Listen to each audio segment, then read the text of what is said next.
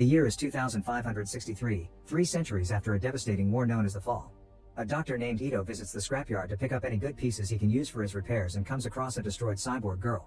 He confirms her brain is still functioning and takes her home to give her a new body with the help of his assistant nurse.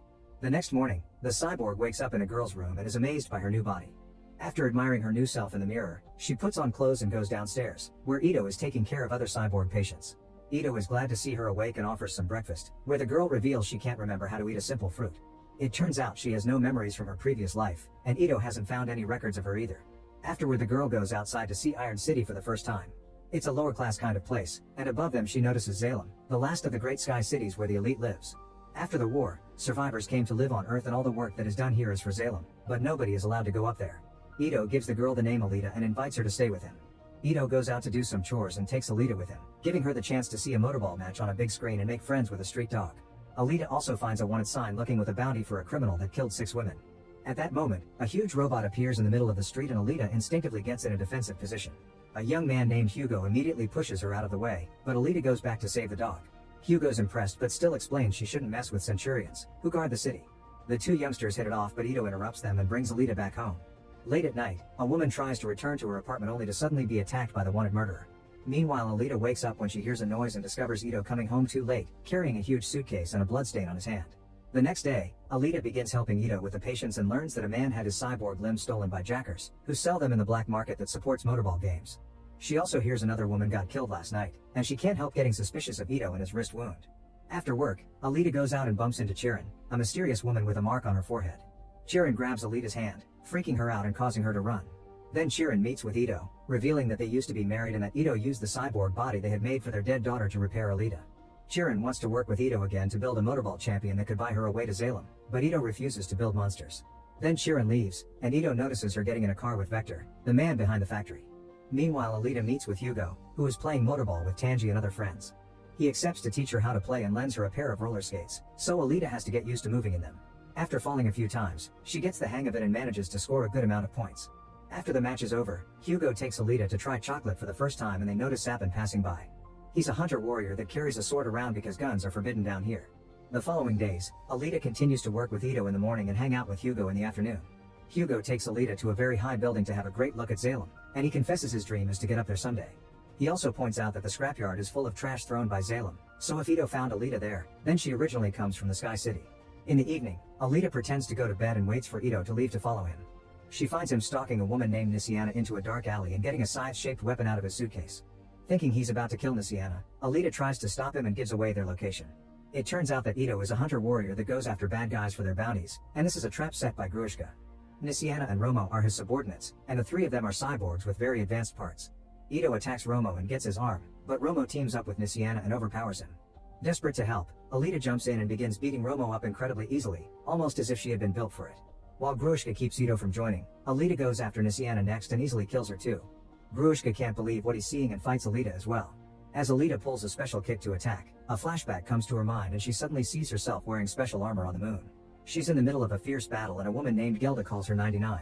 Back in the present, Alita uses the kick to get Grushka's arm off, then tries attacking him with Ito's scythe, causing Grushka to escape through a hole in the ground.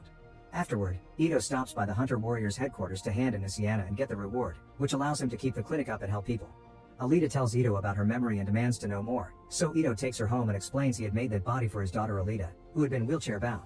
One day, an addicted patient entered the clinic looking for the medicine he could use as an upper before a motorball match, and when he found nothing, he killed Alita. Chirin couldn't deal with the death of her daughter and left. Ito wanted revenge and went looking for the guy to kill him, which made him realize he was good at this and caused him to become a hunter-warrior. Ito gave Alita the body he built, but her brain and her core are the original ones, and the core is powered by an antimatter micro-reactor, meaning she could power the whole city on her own. This technology hasn't been made since before the fall, which makes Alita over 300 years old. Meanwhile, Grushka goes back to Chirin and tells her about Alita's skills.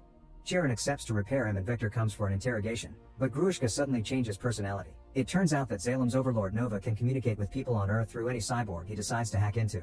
Nova explains Alita knows the fighting techniques of Panzerkunst, so he orders Chirin to rebuild Grushka and send him to kill Alita. Then Nova takes over Vector and offers Chirin to send her to Zalem if she accepts to work for him. Later, Ito searches the list of bounties and discovers Grushka isn't there, which means someone is protecting him. Alita wants to become a hunter-warrior too, but Ito forbids it. Furious, Alita runs away and meets with Hugo, who takes her to a motorball match. After watching all the players fight fiercely, Hugo uses his contacts to show Alita behind the scenes, explaining that a motorball champion gets to go to Salem as a prize. Alita notices Chiron and Vector are around since they build cyborgs specifically for motorball. The guy currently winning isn't one of theirs and Chiron asks Vector to get her his parts. Moments later, the winner is celebrating his victory when he's suddenly attacked by a group of jackers that capture him in a ring of fire. Then they put him in the back of a van and take his arms, which Vector comes to buy for Chiron. At that moment it's revealed that the jackers are Hugo and his friends, who do this for the money. Vector asks them to deliver the arms while he kills what's left of the winner. The next day, Hugo and his friends take Alita to see the beautiful natural view outside the city. In a lake, there's a ship that fell during the war.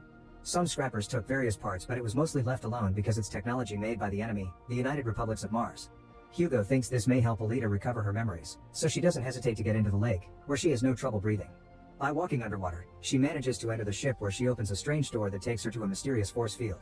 Somehow recognizing all this, Alita summons the control panel and shuts down the shield, revealing an advanced armored body that Alita takes with her. When she gets home, Alita asks Ito to give her this body because she feels a special connection to it, but Ito refuses. He explains this body is known as a berserker, a weaponized cyborg that knew the techniques of Panzerkunst. The ship reacted to Alita's core because she was created as a weapon, and Ito doesn't want her to be a weapon again. He thinks it's better for her to have a chance at a normal life. Ignoring Ito's worries, Alita goes to the headquarters to register as a hunter warrior.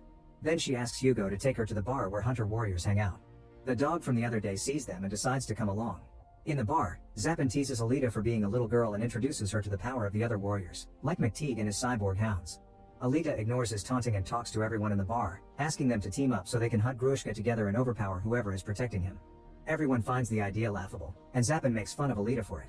Alita insults him back and causes Zappin to attack her, but Alita easily beats him up. Afterward, Alita calls everyone pathetic and offers a deal. If she defeats them, then they must agree to team up. A bar fight immediately ensues, and an amused McTeague watches how Alita kicks everyone's butts without trouble, although Hugo helps as well. Ito arrives and makes everyone stop by threatening them with charging for his repairs. As Ito scolds Alita for her choices, Grushka shows up and kills a man to show off his upgrades. Grushka asks for Alita and the dog comes to her defense, but Grushka kills it. Furious, Alita paints warrior marks on her face with the dog's blood and begins fighting Grushka. Ito wants to help, but Hugo quickly pushes him away. Grushka makes a hole in the ground to fight Alita in the ruins of the old world. Alita continues to fight spectacularly, although this time Grushka's upgrades allow him to wound her leg. Grushka tells her that she was made by Nova just like him, putting Alita in a bad emotional state. The next time Grushka attacks, Alita fails to dodge it and loses most of her body. This triggers a memory of Gelda teaching Alita how to fight. She reminded her to never give up because they needed to defeat Nova soon. Encouraged by Gelda's words, Alita uses her remaining arm to make her body bounce and punch Grushka through his eye socket. Then she falls on the ground just in time for Ito and Hugo to arrive and attack Grushka too. McTeague comes as well and sends his cyborg hounds to get revenge for the dead dog, scaring Grushka into running away.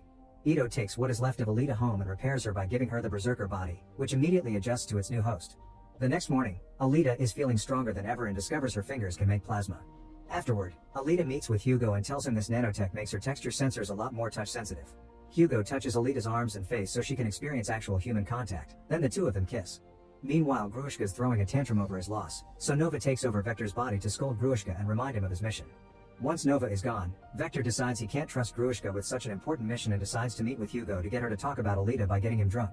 The next day, Alita finds Hugo in his apartment suffering from a hangover.